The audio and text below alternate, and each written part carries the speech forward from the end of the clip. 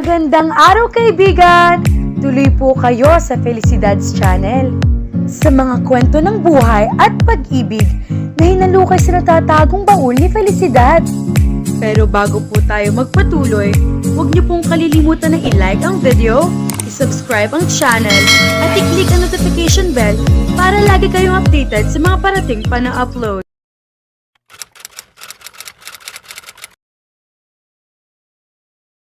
Dread filled Regina.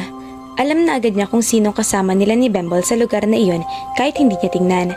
But she willed herself to lift her eyes and they clashed with Ralph unrelenting dark eyes. Sa pagkakatingin nito sa kanya ay parang siya pang may kasalanan, gayong siyang naagrabyado. Boss, good night Bembol. Mag-usap tayo bukas ng umaga. Hindi naman sumagot at umuna at tuluyang lumabas ng stable. For what seemed like eternity, Ralph just kept on staring at her with his scrutinizing eyes.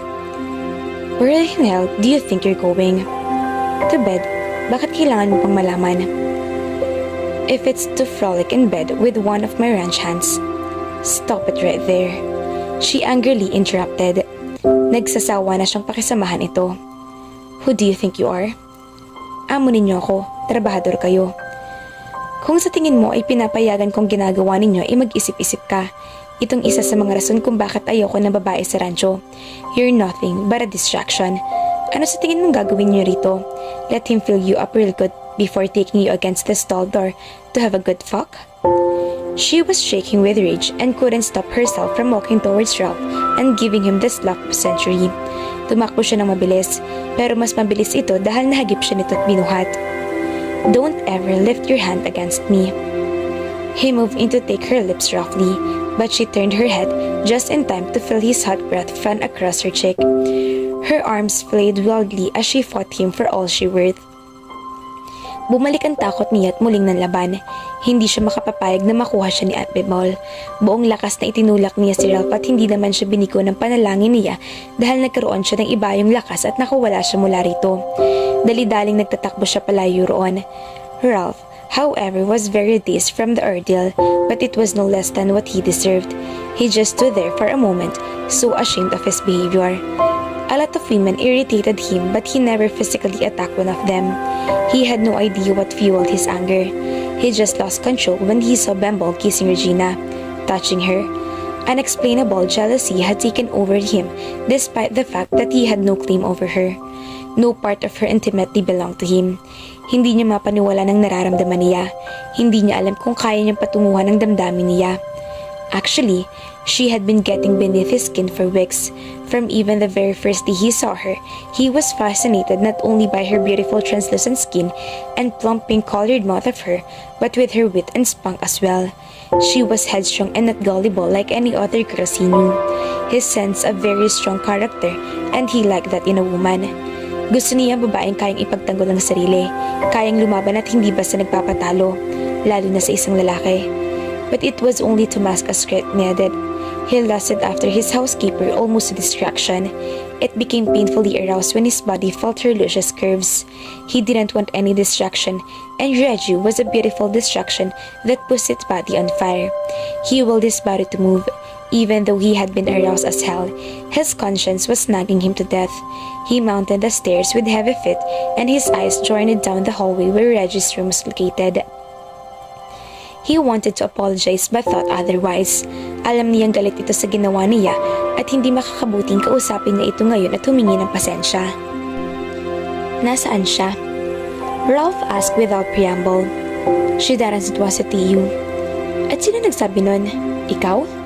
Ako, alam ko yun din ang gusto niya. Kung magpipilit ka, don't think na hindi kita pipigilan. Ralph swiftly charged forward, deliberately shoving Miko hard in the chest. The force of it made Miko lose his balance and he ended up falling flat upon his back. It was the opportunity Ralph needed. He rushed past the fallen man and climbed the stairs. Madali niyang dinaanan ng bawat kwarto upang hanapin ang babaeng naging dahilan ng pagpunta niya sa isang lugar na hindi niya naisip kailanman na maaari niyang tapakan. Pagising niya kaninang umaga, hindi niya nadatnan ng dalaga sa kusina, which was very odd. Pumasok siya sa loob at nakita niyang wala ni isa man ito na gamit doon. Dali-dali siyang lumabas. He was pissed off as hell. Walang pagdadalawang isip na pumunta siya sa bahay ni Miko Javier. Alam niyang doon lang ito maaaring pumunta dahil ang huli lang ang maaaring mag-offer ng trabahong kailangan nito. Napatigil siya sa pag-iisip nang makapasok siya sa huling kwarto ng bahay na iyon at makitang natutulog na babae. Ralph easily knew the owner of those beautiful curves was, but those very curves made him angry as hell that they were tucked in bed under his rival's roof and not tucked under his. Startled, Regina's soft black eyes snapped open and she gasped up Ralph, reached down to haul her into arms. Ibaba mo ako! Ano ba? Put her down, Fajalan. Or what, Javier? Like it was roared by an animal, ipinagpatuloy niya ang pagbaba kahit nanginginig sa takot ang mga hita at binti niya. Nag-angat siya na nalilisik na mga mata ni Ralph. She is carried outside but before she could reach the fire, he mercilessly grabbed her upper arm in a brutal grip. Nagtaas siya ng tingin para sigawan ito pero agad niyang itinikom ang bibig nang makita ang paraan nito ng pagkakatingin sa kanya. There was a violent resentment in those dark eyes. Katulad ni Ralph ay may mga pasa pa rin ito sa panga. Bitawan mo si Regina, Fajalan. Alex just glared at him.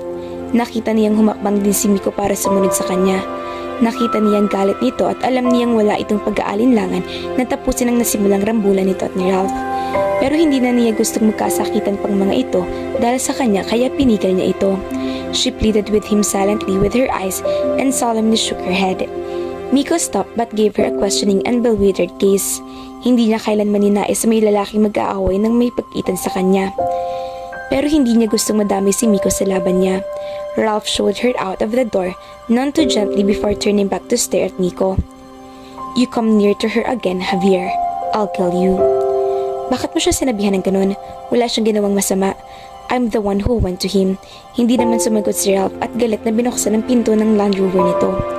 Get in. My car. Ipapakuha ko na lang. He took her bag from her and gestured with said, Get in. Wala siyang nagawa kundi sumunod dito. Alertong ikinabit niya ang seatbelt at baka maisip nito na paliparin ng sasakyan at malaman na lang niyang tumilapo na siya patungo sa windshield. She wouldn't give him the satisfaction to see the tears that formed in her eyes. They were tears of anger and pure frustration in dealing with a man like Ralph. She could fight him all she wanted to, but he gave as good as he got. Her reaction changed him indifference into uneasiness when he stopped the car on a field of grass that was part of the land he owned. Bakit ka huminto rito? We need to talk. Wala tayong dapat pag-usapan. Pababain mo ko. Why did you go to him? That sudden question caught her off guard. Bakit itinatanong nito yun sa kanya? The last time she checked, kahit yata pumarada siya ng hubad sa harap nito, ay hindi niya ito pag-iinteresan. It's none of your business what I do with my life. Karapatan ko magtanong, lalo na't nagtatrabaho ka sa akin. I'm not your employee anymore. I've already quit last night. You can't do that. Huh? Karapatan kong umalis sa trabaho hindi ko na gusto. Pumirma ka ng kontrata. Napaawang kanyang bibig. Nakalimutan niyang pumirma nga pala siya ng kontrata rito nang umalis si Mrs. Salvador. Ayon sa naturang kontrata, hindi siya pwede basta mag-resign, lalo't wala pa siyang ibang kapalit. But that would take forever. It's not my problem anymore. Pirma mong nasa kontrata na iyon. That's absurd. Hindi mo na siguro ina-expect na basta nilang ako babalik doon na parang walang nangyari.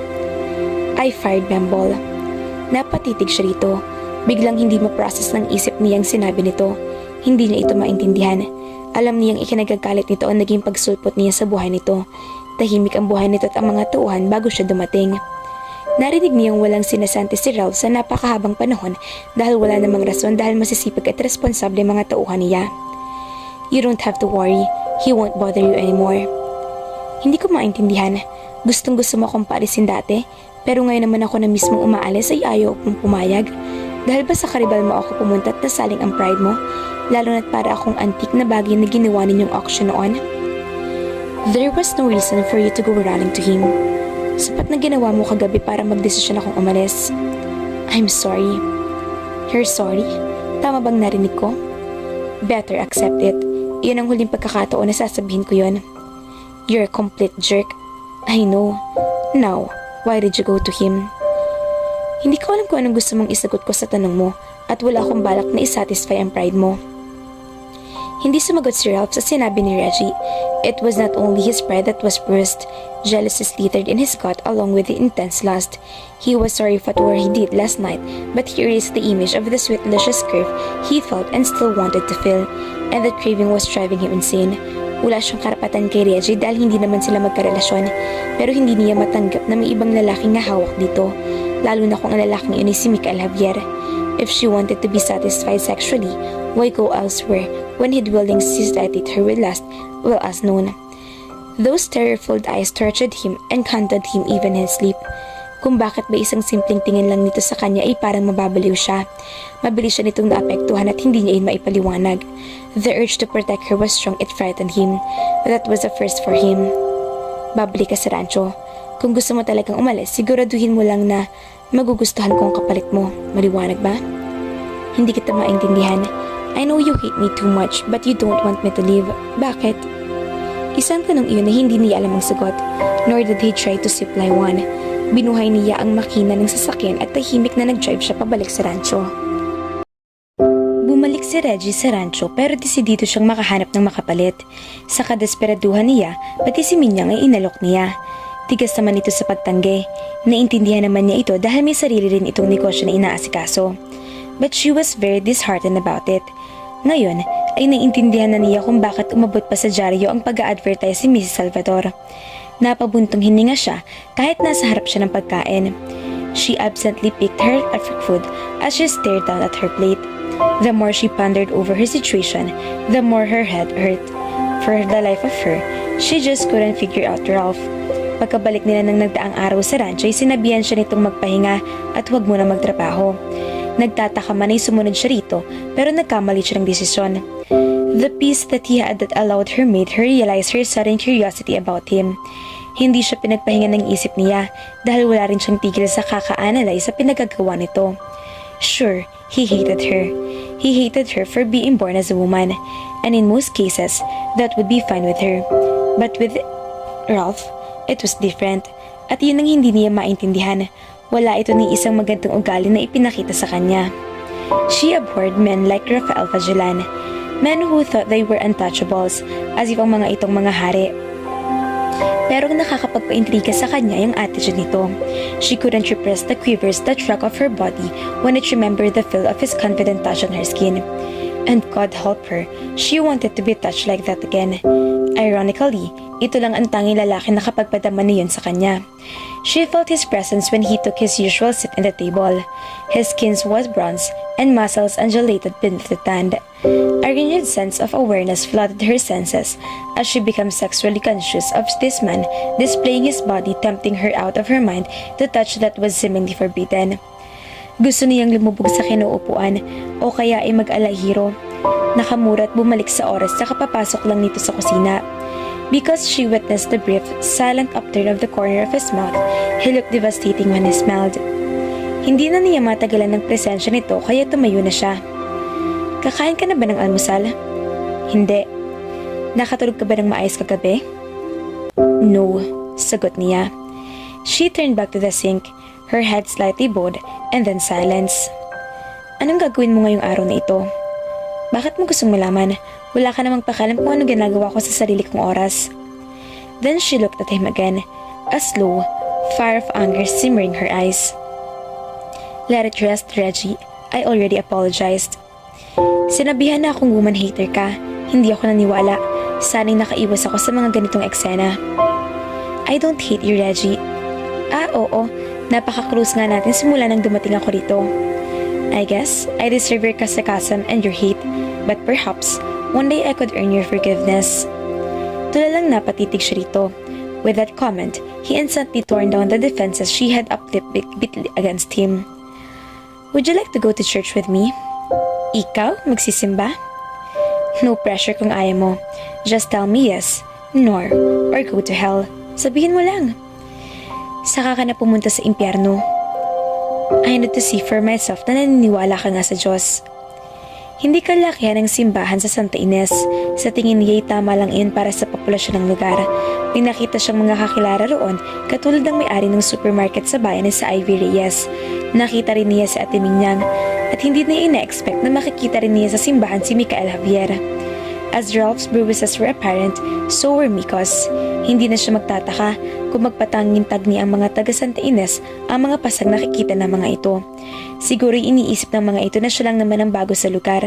Tuwing mapapatingin sa kanila si Miko ay parang walang pakialam si Ralph na nasa simbahan ito dahil sinusuklian nito ng galit na tingin ang galit na titig nito. The sleeve of his gray sports shirt would occasionally brush against her nape. Too close, she often found herself sitting straighter to avoid it, and she felt like drowning in it. She couldn't help but inhale him in, at hindi miminsang nagkatinginan sila at agad din ang iwas ang tingin. Alam niyang nanginginig ang mga kamay niya nang hawakan nito iyon nang kumanta sila ng ama namin. Nang matapos ang misa ay lumabas na siya ng simbahan, nakipagkwento sandali kay Minyang at sa nanay nitong si Aling Martha. Reggie, okay ka lang ba? Parang pinag-day off pa nga niya ako eh.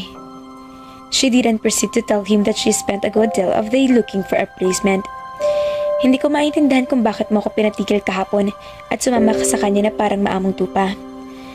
Ayoko lang na may nag-aaway ng dahil sa akin, kaya ko naman ang sarili ko. Oh yeah? Like waving the white flag? Nakipag-away ka lang sa kanya dahil hindi na talaga kayo magkasundo kahit wala pa ako rito. I did that because of yesterday. Walang kinalaman dito ang rivalry namin. Ikaw ang pumunta sa akin at humingi ng tulong at ng trabaho. But when the time came for me to protect you, you gave up. Ano bang kapangyarihan ang hawak na sa'yo? How could you be like a wildcat one day and sit next to him in church like a saint the next? Hindi siya nakasagot. Dahil kahit sa sarili niya, itatanong din niya iyon. She hated Ralph yet she was attracted to him like a double-edged sword. What she felt for Ralph was unlike anything she had felt before, and a part of her wanted to stay to see just what power he did have over her. Pero bago pa siya makasagot, inakita na niyang nakatitig sa kanila ang subject ng discussion. As a friend, kaya kitang protektahan. All you have to do is ask. You'll let me know if you do, won't you? She nodded. Sinabihan na kitang huwag kang lalapit sa kanya, Javier. Nakikipag-usap lang ako sa kanya. For a woman hater, you're going through an awful lot to protect her from me. Are you sure you're not going soft and starting to have feelings for her? I'm feeling lenient this morning, Javier. Dahil nasa simbahan tayo, ipapalampasin kita. Pero itong sinasabi ko sa'yo, kahit saan, kahit kailan, I rip your spine out. Well, let me know kung kailan mo gusto magpa-spine ng transplant ko. Miko Javier never misses an appointment. Good day, Reggie. Nang makalayo si Miko, hinila na siya ni Ralph palapit sa sasakyan nito. Anong sinabi niya sa'yo? Wala lang. Concerned lang yung tao. Define concerned. Sinabi ko lang sa kanya na hindi na ninyo ako dapat isali pa para lalong madagdagan ng galit ninyo sa isa't isa. We'd still hate each other, even if you weren't in the picture, Reggie. Ang nakakatawa lang ay wala naman talaga akong personal na galit sa kanya. Isang bagay yun na naipasa sa amin kahit hindi namin gusto. Funny how things can go on from generation to generation until it gets pointless, lacking a reason. Family feud? Parang Romeo and Juliet? The montage and a Capulets? Something like that, pero walang involved na babae sa pag-itan namin dalawa. Curious man ay pinigilan niyang sariling magtanong. How did you enjoy the sermon? It was good. Naalala ko tuloy ang mga panahong kasama ko pang nagsisimbang mga magulang ko nung bata pa ako. Those were the times when things were still innocent. Ang sarap-sarap maging bata. Yung tipong wala kang problema at may mga magulang sa tabi mo na handang tumakbo sa'yo, isang tawag mo lang. Gano'n ka nakatagal mag-isa? Ilang buwan pa lang, pero pakiramdam ko'y napakatagal na panahon na. Pareho ba silang kamamatay lang? Nope. My mother died when I was 16. My father just recently. My world shattered completely with his death. Ngayon, pilit kong pinupulot ang mga piraso ng buhay ko. Hindi ko magawa sa lugar na dati kong kinalalagyan. That's the reason why I'm here.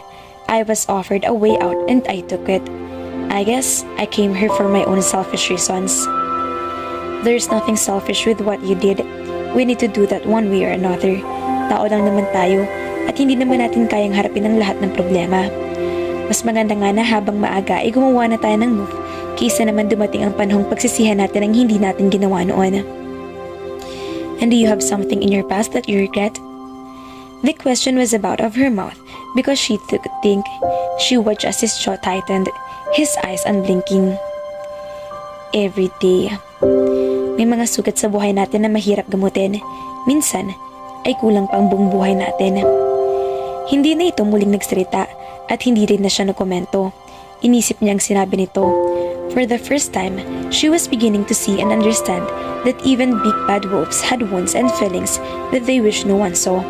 Because she saw a mere glimpse of what was behind the story, facade Ralph often wore. Naiisip niya kung sino dito ang nakasakit ng matindi para maging ganon ito kagalit sa mundo. But she was optimistic. She saw a small window of opportunity with a small confession, and maybe her big bad wolf could be redeemed after all.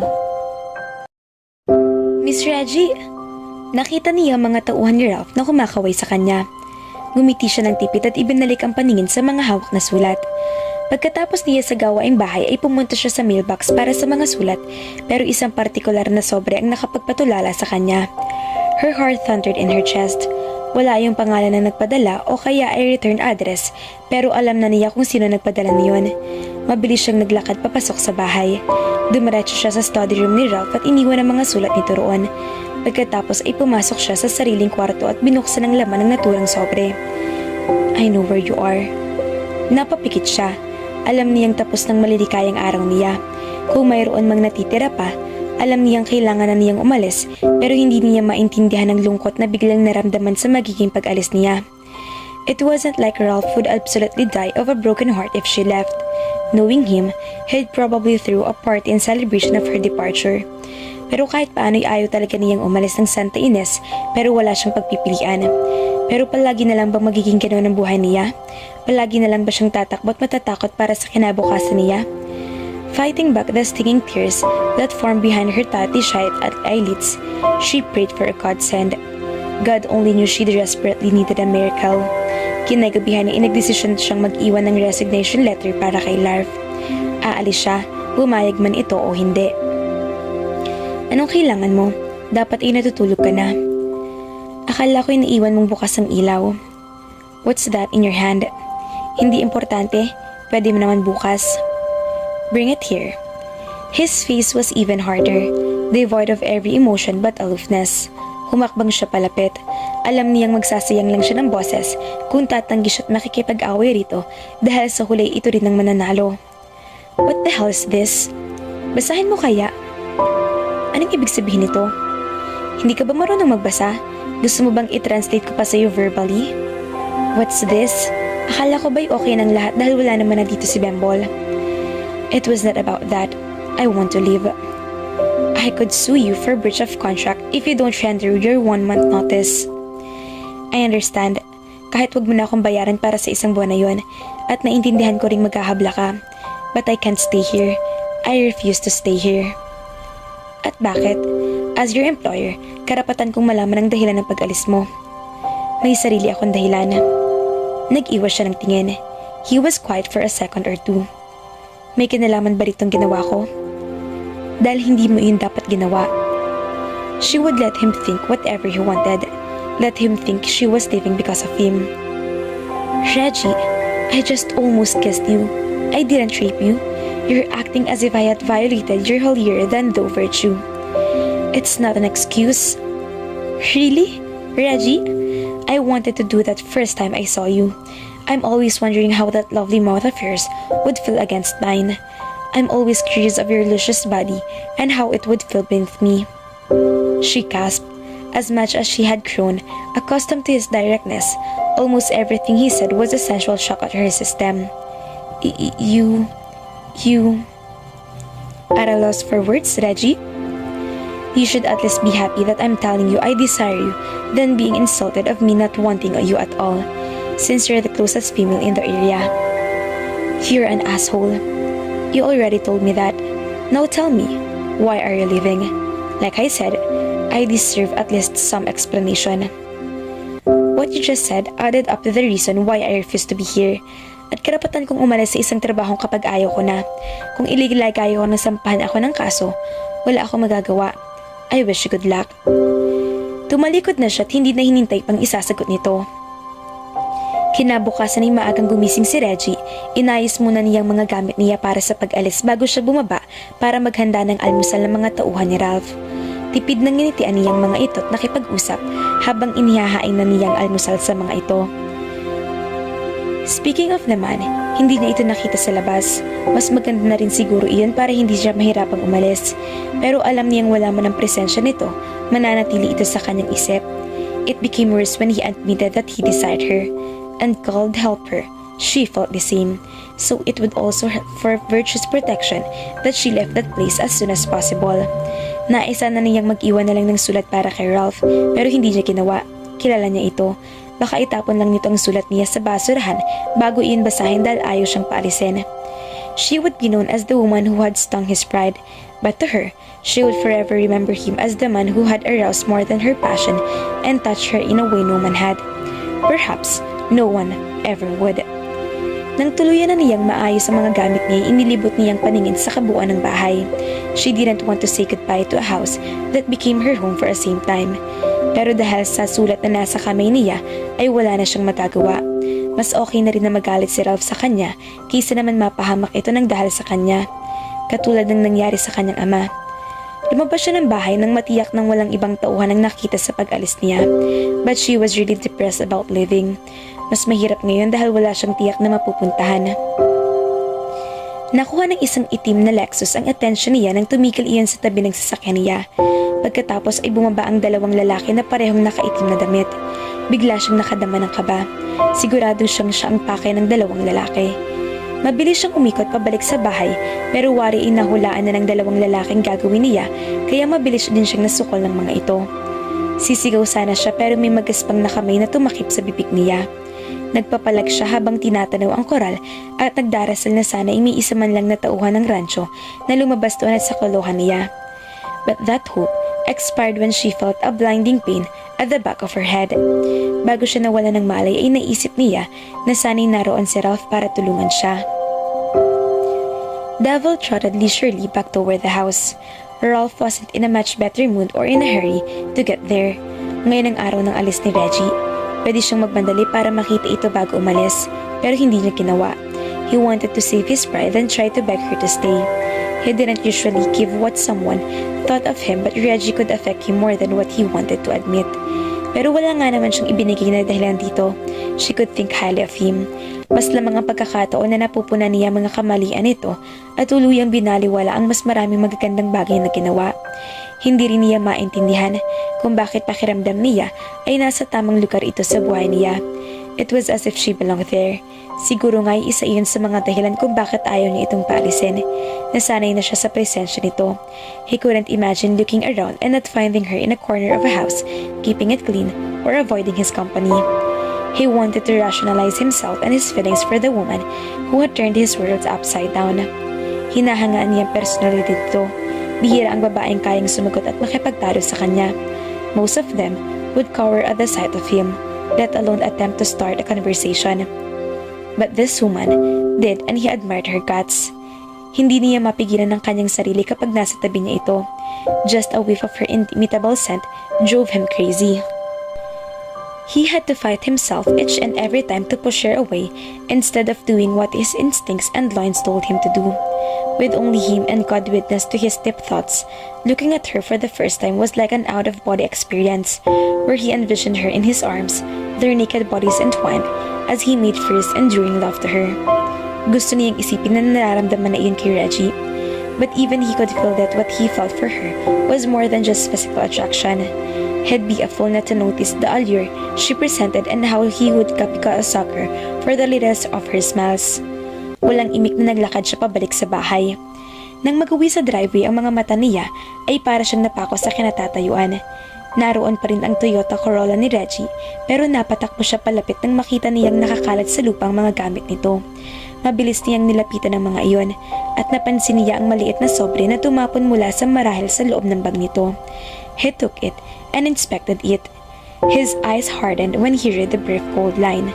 May pakiramdam siyang maaring iyon ang rason ni Rachel kung bakit basta na lang ito nagdesisyong malis. Mabilis siyang pumasok sa loob ng bahay para kunin ang shotgun niya mula sa gun cabinet. He might have been going blindly into something that could very well cost him his life, but he'd try and find Reggie, and he would make sure he got her back. Come hell or high water, he'll get her back. Kailangan ba ninyo ng tulong? Ralph casually asked the two men who were bent over a flat tire. He wanted to praise God for helping him. Sa bilisang tapo kanina ng sasakyan ay naisip niyang mahirapan siyang abutin ng mga ito. He had never prayed as hard as he did a while back, and he wanted to weep with how fast God answered his prayers. Hayaan niyang tulungan ko kayo riyan. Bago pa man makasagot ang dalawa, ay pinaputukan na niya ang natitira pang gulong ng sasakyan. Nanlaki ang mga mata ng dalawang lalaki. Ang isa naman ay palihim na kinapa ang baril nito sa loob ng jacket. Kung ako sa'yo ay hindi ko ilalabas iyan kung ayaw mong sumabog ang ulo mo sa mismong kinatatayuan mo. Itaasin yung mga kamay ninyo. Nasaan ang babae? Sinong babae? Kailangan ko bang ulitin ang tanong ko? Nasa loob ng sasakyan. Matalinong sagot. Ngayon, maglakad kayo patungo roon. He indicated the place using his head. Sumunod naman ang dalawang lalaki na nakataas sa mga kamay. Napalingon ang mga ito nang may humintong sasakyan ng pulis sa tabi nila. Ralph, the policeman said. Sergeant Lanrock. Ani yan ang hindi inaalis ang tingin sa mga lalaki. Lumapit naman ang sarhento sa dalawang lalaki at pinusasa ng mga ito habang binabasahan ang karapatan ng mga ito. Siya naman ay pinuntahan ng sasakyan ng mga kidnappers upang i-check si Reggie doon. Natagpuan niya itong walang malay. May sugat ito sa likod ng ulo. Dali-daling inilapit niya ito sa pick-up para dalhin sa pinakamalapit na ospital. An almost unbearable throbbing at the back of her skull was the first thing Reggie felt as she drifted back to consciousness. Does your head hurt? Gulat na napadilat siya. Kailanman ay hindi niya inasahan na si Ralph ang una niyang makikita. She was surprised and confused. Tinangka uli niyang bumangon pero muli siyang napangiwi nang maramdaman ng sakit sa likod ng ulo. Here, iniabot ang isang basong tubig sa bedside table niya kasama ang dalawang kapsul. Kinuha nito sa kanyang baso ng masaid niya iyon. The cold compress along with the medication did its job as it slightly numbed the pain. Na mga sandaling iyon ay ramdam na ramdam niya ang mga titig nito. Baka naman ma-freeze ng utak ko. Salamat. Nilingon niya ito nang nakita niyang hindi ito masaya sa mga nangyari. Paano ako napunta rito? Pure luck. They got a flat tire. Tinitigan niya ito. Napaka-casual ng pagkakasabi. Paano kung may nangyaring masama rito nang dahil sa kanya, alam niyang hindi kakayaning mapahamak ito. And now that you're conscious, it's just proper for you to explain to me first. Later, the local police are going to need your testimony. Nahuli sila? Bakit? Hindi ka ba masaya na nahuli sila? Tell me, bakit ka nila kinidnap? Nag-iwas siya ng tingin dito. Ang kailangan lang ay makaalis na siya roon. Nagtangka siyang tumayo, pero mabilis siyang nahawakan nito sa balikat. Where do you think you're going? I need to go. Please. Bahagyan mo ba ang boses nito nang marahalin makita nito ang takot sa mga mata?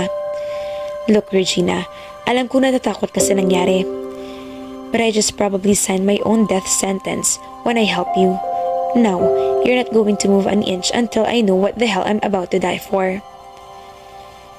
Kasalanan niya kung bakit nadamay ito. Nagpapasalamat siya na ligtas ito sa kanya. Saan ito galing? Nag-angat siya ng tingin at bahagyang namutla nang makita ang pamilyar na envelope. Alam niyang hindi ito titigil hanggang sa magsalita siya. A debt collector. A loan shark? Tumango lang siya at napangiwi. Hindi niya napigilang tumulo ang mga luha. Your father. Mahal na mahal niya si Mami pero para siyang napilayan ng mamatay ito. He was filled with so much grief. He started small hanggang sa hindi na niya napigilan ng pagsusugal at nalulung na siya. I tried to stop him pero minsan lang siyang nakikiayon sa akin at mas lamang ang panahong hindi niya ako pinakikinggan. Naubos niya ang lahat pati ng college fund ko and my father was desperate for money. That's when he showed up. Who? Marco Sandal. He gave my father the money that supported his gambling. Nalalulong na pagkalulong sa daddy, especially my financial backer siya. Pero nalubog lang siya sa utang dahil lamang sa pagkatalo niya. Then, he was found dead. Sa tingin may kinalaman ng taong sinasabi mo sa pagkamatay ng daddy mo? Sabi ng mga pulis, plain accident ang nangyari pero hindi ako naniniwala. Hindi iinom si daddy at magmamaneho. Sa kabila ng pagkakalulong niya sa sugal, alam kong mahal niya ako at hindi niya ako gustong iwan. And that man showed up at my daddy's funeral just to remind me that I inherited my father's debt. I sold everything, ang bahay at mga heirlooms ni mommy na ayoko sanang ibenta pero wala akong choice. Then I paid him the money we owe. Kung nabayaran mo ng pera, bakit hindi ka pa rin niya tinatantanan? Hindi ko alam. But it's not your responsibility if it wasn't for your father. Please don't get yourself involved in this, Ralph. Hindi ko maintindihan kung bakit umaakto ka na parang wala lang sa'yo na ganun ang ginawa ng daddy mo. Kung may anak akong babae, hindi ko yung gagawin sa anak ko, lalo na't alam kong ikakapahamak na yun. You should be pissed as hell. You don't have to be saddled with a debt when it's not yours to pay. Hindi ako katulad mo na galit sa mundo, and I loved my father. Huh? Congratulations. It's good to know that someone loved theirs. Kung magsalita kay parang hindi mo mahal ang sarili mong ama, Ralph. Ralph was silent and refused to look at her. With that, she knew that his father bore a connection why he acted like he did. Saan ka pupunta? Kailangan kong umalis dito. At saan ka tutuloy? Please, Ralph. I'm doing us both a favor. Nasabi ko nang dapat kong sabihan and it's not fair na idamay pa kita ng tuluyan dito. It's too late for that. I'm involved now, but I promise you, Reggie, that they won't get you. She was surprised with that vow but she shook her head. Hindi mo pwedeng ilagay ang buhay mo sa alanganin para lang sa akin, Ralph. Maari kang mamatay at hindi ko gugustuhin iyon. Stop it, Reggie. You're acting like you actually care what happens to me. Mag-aalala ko kahit pa ikaw ang taong iyon, Ralph. Take a rest and don't move. Saan ka pupunta? Aayusin ko ang release papers mo. Iuuwi na kita sa bahay. May magbabantay sa'yo roon. Sandali lang ako. Parang nahi-hypnotize mo siyang tumango at sinundan ng tingin ang paglabas nito. It was funny how such a gentle little action could mean so much. But as her hand pressed against the very place he had touched, that little act meant more to her than he would ever know. Ralph was on a mission, sleeping fully into the frame of mind he hadn't been in a very long time, except when he was in training in the military. He was taught to put feelings aside when it came to saving others. This time, his emotions were partially attached to this woman. Hindi niya maisip na may isang taong maaring makakuha ng kasiyahan sa pananakot sa isang babaeng katulad ni Reggie. Sa isip niya ay gusto niyang pagbarawin ang balang pusong lalaking iyon. Reggie had sacrificed her livelihood just to be left alone. Hindi niya maiwasang sisihan ng sarili. Kung hindi siya umalis sa bahay ay mababantayan niya ito. But he would be dumb if he would let that happen again. He strode out of the house and toward the corral. Halfway there, he let a howl like a speech whistle.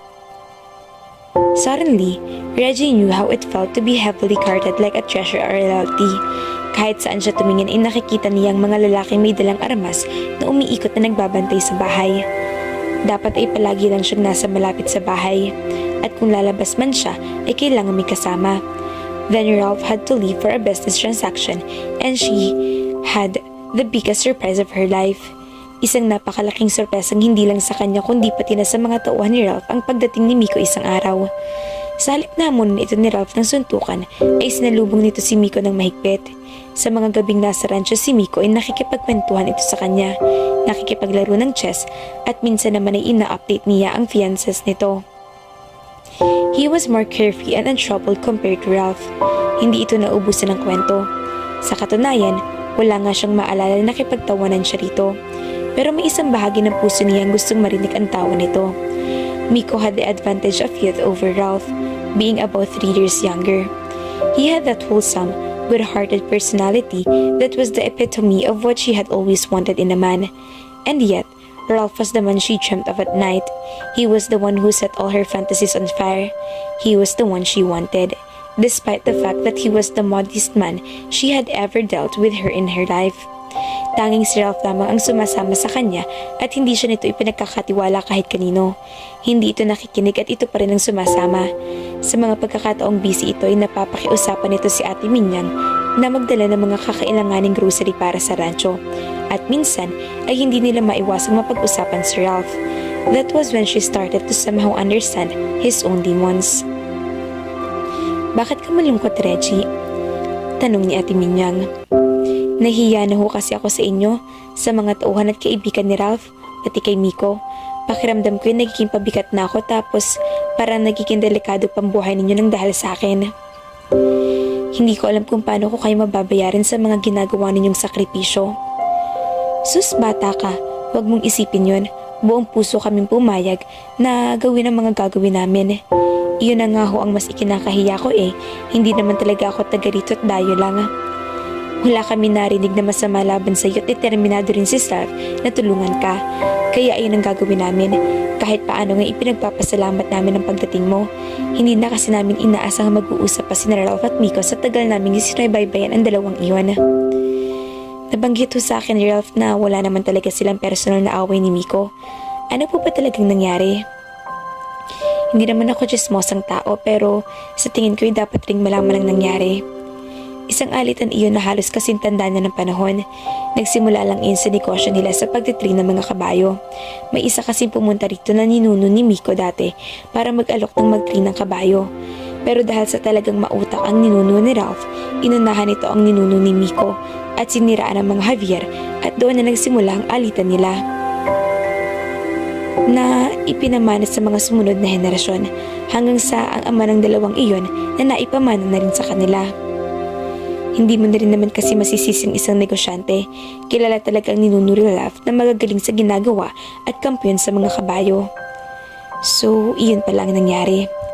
Kahit paano'y natutuwa na siya dahil sa kanya ay nagkakasundo ang dalawang lalaki at isinantabi ng mga itong walang katuturang away. Sa kakaisip sa ama ni ay hindi na inaiwasang naging mausisa. Alam niyang kahit anong pilit kay Ralph, hindi niya ito mapagsasalita. Pero gusto niya itong mas makilala at mas maintindihan. Natatandaan niyo po ba ang tatay ni Ralph? Nakita ni Reggie na natigilan si Ate Minyang. Inalagaan ko si Ralph nung bata siya at hindi niya naman dating ganyan. Mario Fagelan, yun ang pangalang hindi ko nabanggit sa mahabang panahon dahil hindi ko gusto. Pakiramdam ko'y parang asido sa dila ko. Nalaki ang mga mata niya. Masama po ba talaga siyang tao? Kung may anak ang demonyo, iyon si Mario Fagelan. Tama nga naman dahil kung may demonyong ama, yun ang lolo ni Ralph. Kahit ipagtanong mo sa bayan ay wala kang makukuhang mabuting salita patungkol sa kanya. Isinusuka siya ng mga taga Santa Ines. Ano po bang ginawa niya? Katulad lang siya ng ama niya na si Oscar Fagelan na mas mahalagang pera kaysa sa karangalan at pamilya. Ikinahihiya namin ang ginawa niya. O nga't pinaunlad niya ang Santa Ines sa pamamagitan ng pagdala ng trabaho at kabuhayan. Pero may mga pagkakataong hindi siya lumalaban ng patas, lalo na't gusto niyang manalo. At naawa kami kay Ate Daria, ang ina ni Ralph.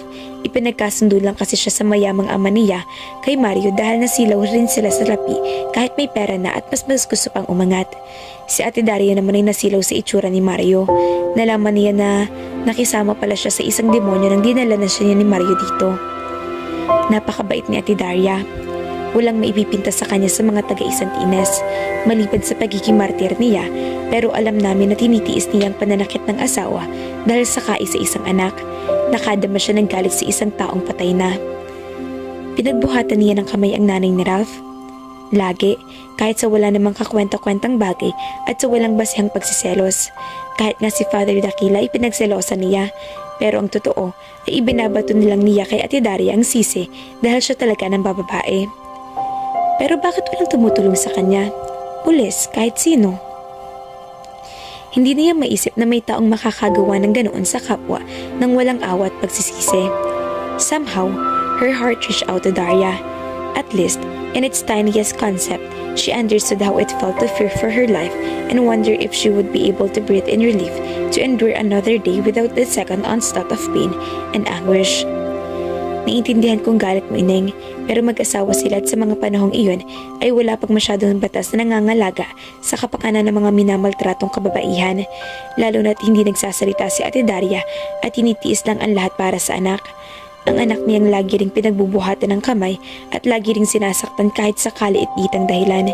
Sa pag-aalaga ko kay Ralph nung bata pa siya ay naging piping saksi ako sa mga nangyayari sa bahay. Habang lumalaki ay lumalayo ng lumalayo ang role ng Love sa ama. Lalo na at kung ituring siya nito ay parang hindi anak. Malalim ang sugat na iniwan kay Ralph na ginawa sa kanya at sa nanay niya at nasaksihan ko kung paano niya pilit itinago iyon sa mundo. Pilit siyang nagpakatatag pero naging malamig ang pakikitungo niya sa lahat. 18 si Ralph nang lumuwas siya ng Maynila at nagpatuloy ng pag-aaral. Saka pumasok sa Manila sa militar at napagdestino siya sa malayang probinsya at bumalik lang dito 6 na taon nang nakararaan. Namatay si Mario dahil mahagis ang napakan ng kabayo kahit pa sanay na sanay ito sa ginagawa. Pero alam mo bang kahit masama ay pinagdiwang pa iyon ng mga taga Santa Ines? Pagkamatay ni Mario, hindi man lang naman ito pinaglukasan ni Ate Daria na nasa sariling bayan sa Cavite. Umalis siya rito dahil 2 taong pagkatapos lumuwas ni Ralph sa Maynila. Hindi naman niya masisi. Napakasakit ang dinanas niyang buhay rito at naisip namin gusto niya maging tuluyang malaya sa mapapait na alaala. Iyon po bang dahilan kung bakit galit si Ralph sa mga babae? Parte lang iyon. Si Lani ang kabuuan. Lani? Oo, si Lani ang asawa ni Ralph. Hindi mo ba alam na may asawa na siya? Hindi siya sumagot at napailing na lang. Pakiramdam nila ibiglang naniyo ang lalamunan niya. Bakit wala man lamang indikasyon na may asawa na ito? Hindi ko na pagtatakhan kang walang nababanggit si Ralph. Pakiramdam ko pa nga gusto niyang kalimutang may asawa siya. Maganda po ba siya? Oo. Mabilis sa sagot ni Ate Minyang. At alam na iyon, para siyang isang anghel na hindi makakagawa ng kamalian. Mahal po ba siya ni Ralph? Siguro. Magkababata sila lagi magkasama. Nagulat na lang kami na magpakasal sila ilang buwan lang mula nang mamatay si Mario. At parang hindi na kami nagtaka sa madali ang pagpapakasal. Naisip siguro ni Ralph na maaring sila ni ang magiging sagot sa mga kulang sa buhay niya. Lalo't nag-iisa siya isa rito sa Santa Ines. Maayos sa mga unang taon ng pagsasama nila. Ibinibigay lahat ni Ralph anuman ang nagustuhan ni Lani kahit ano pa iyon. Pero habang lumalaon ay naging busy si Ralph sa negosyo. Lalo na siyang namamahala sa rancho. Doon nagsimula ang mga problema. Nagsimulang tumingin sa ibang lalaki si Lani. Ginawa niya yun kay Ralph? Sa napakarami pagkakataon, lalo na't may nagpapakita ng interes sa kanya. Dumating sa puntong may nakarelasyon siyang isang tauhan ni Ralph. Hindi po ba alam ni Ralph? Walang makapagsasabi ng mga panahong iyon. Maaring oo, maaring hindi. Pero magaling na artista si Lani. Para siyang maamong tupa kapag naririto si Ralph. Wala naman kasing mag-iisip na ang isang tulad niya na santa ang itsura ay maaring maging isang demonyita. Ang pinakamatindi lang doon ay noong sinubukan niyang ipako kay Ralph ang isang batang hindi naman ito anak. Ano ho? Nabuntis si Lani nung 3 taon na pagsasama nila at napakasaya ni Ralph noon dahil magiging ama siya. Doon nagsimula ang mga bulong-bulungan na ipinagkabit-balikat lang ni Ralph. Pero isang araw na maaga siyang nakauwi at hindi inaasahan ni Lani, nahuli niya sa aktong asawa na may kaulayaw. Pero imbis na matakot si Lani, ay ininsulto lang nito ang pagkalalaki ni Ralph at sinabing pera lang ang habol niya. Galit na galit ito. Sinabi ni Ralph na makikipaghiwalay siya kay Lani pero ipaglalaban niya ang kustodiya ng anak nila. Sa galit ni Ralph, ay pinalayas ni si Lani, pati ng kalaguyo nito at sinabihang walang kahit na 5 makukuha pa sa kanya. At kung hindi rin naman talaga makapalang mukha ni Lani, ay umalis ito sakay ang sasaking iniregalo ni Ralph. Mabilis lang talaga ang karma. Dahil na-aksidente sila at nahulog sa bangin palabas ang Santa Ines. Naisugod pa sila sa ospital pero hindi na sila umabot ng buhay. Ang bata po, namatay na kasama ng ina. At alam ko na kahit sigurado na si Ralph na hindi sa kanya ang bata dahil ipina-prenatal DNA niya ito, ay nasaktan pa rin siya, lalo na't may isang inosenteng nilalang na nadamay sa sitwasyon. Alam ko matatanggap niya ang bata kahit sino pa naging ama nito dahil gusto niyang iparanas dito ang kabataang hindi niya kailanman natikman. Mula noon ay lalong lumayo ang loob ni Ralph sa lahat hanggang sa maging kung sino siya ngayon. Sa mga lumipas sa panahon ay wala siyang pinayagang makalapit sa kanya. At nasasaktan ako para sa kanya na wala na ako ng pag-asa na mabubuksan pa niyang damdamin niya sa ibang tao. Pero dumating ka. Hindi niya gagawin ito kung wala siyang nararamdaman para sa'yo. Nagulat siya sa sinabi nito at muling napaupo. Yun po bang iniisip niyo? Halata naman Reggie, sa mga tingin niya sa'yo, sa pagiging handa niyang isakripisyong lahat kahit ang buhay niya para mabantayan ka lang. Hindi niya yun gagawin kung wala siyang nararamdaman sa'yo. Marahil ni mahal ka niya. Mahal? Hindi niyo ho alam yatang ibig sabihin ng salitang iyon. Bigyan mo ng pagkakataon si Ralph bago sa kanya mga damdaming ito at hindi niya alam pakibagayan. Hindi ho yun imposible. Bakit hindi? Hindi ko ho alam. May bahagi ng isip ko na natatakot. Anong nararamdaman mo para sa kanya? Hindi ko talaga alam at hindi ko maintindihan. Naintriga ako sa kanya. Gustong-gusto ko siyang pinagmamasdan kapag nagtatrabaho, kapag pagkasalita siya at kung paano niya dali ng sarili. At bakit? Hindi ko kakayanin kung hindi niya masok yan ang pagmamahal ko. Huwag ka mawala ng pag-asa, Ineng. Mahirap talaga magbigay ng pagmamahal, lalo na sa isang taon na hindi ka naman talaga sigurado kung ano talaga ang nararamdaman sa'yo. Pero mangyayari mga dapat mangyari, gustuhin man natin o hindi. Alam natin pareho na hindi nga ideal man si Ralph, pero bigyan mo siya ng panahon. Tumango lang siya at hindi napigilang mapayakap at umakyat sa balikat nito. It had been a while since she had shoulder to cry on. Nahiya na rin siya. Hindi dapat mangyari iyon dahil ito ang taong walang kakayahang magbigay at tumanggap ng pagmamahal. There was so much bitterness and grief dwelling in him. Ralph had carried all those demons inside of him, refusing to let anyone exercise it. Pero iniisip ng lahat na may pagtingin sa kanya si Ralph at hindi niya gustong paniwalaan iyon. The porch swing rocked to no particular rhythm later that evening while Regina started vacantly off into the distance at dusk settled around her. At niyang isip niya, noon lang niya tuluyang na pag-isip-isip na naging OA siya sa naging pag-iyak niya dito. Pero aram naman niyang iyon ay dahilan. She felt respect and appreciation for what was doing for her. Maybe it was just a fantasy of wanting to fall in love with her hero. Nothing like love. Probably lust but not love. Katulad ng naisip niya. Aside from Mrs. Salvador and Ate Minyong, mother was the only one who had shown him love and compassion. For the first time, she felt sorry for him. Naiinis siya sa nangyari at nararamdaman. How could someone so could manage to make her melt like he did? Mukhang ang lalim ng iniisip mo, Ineng. Magandang gabi ho. Magandang gabi rin. Pwede ka bang makaupo? Pwede bang akong makatulong, Reggie? Hindi ko alam kung paano at saan magsisimula, pero huwag po kayo mag-alala. Kapag kailangan ko po ng makakausap ay alam ko kung saan ako pupunta.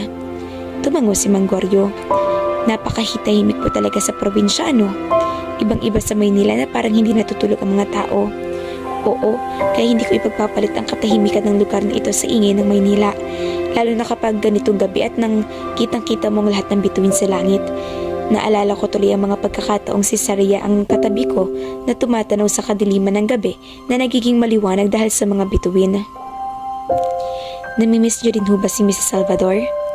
Wala pa man kami kanya-kanyang asawa, ay gusto ko na siya, pero naduwag ako at hindi ko inasabi sa kanya hanggang sa dumating ang laking napangasawa niya. At sa kabila ng mga taon at nakipag-asawa na rin ito ko, ay hindi ko siya makalimutan. Minsan ay nahihiya ako sa asawa ko dahil hindi ko maibigay sa kanya ng buong-buo ang pagmamahal ko, gayong napakabuti niya sa akin. Bakit hindi niyo sinasabi sa kanya nung pareho na kayong walang asawa? Natatakot ako na tanggihan niya. Sa mga nakalipas na panahon ay minahal ko siya sa pangarap lang at natutuhan ko kapag maging sapat para sa akin iyon. Ang hirap ipaliwanag ng pag-ibig, mga kafelisidad. Bawat tao ay may kanya-kanyang pasanin dahil sa pag-ibig. Paano kaya ang pag-ibig ni na Reggie at Ralph? Abangan!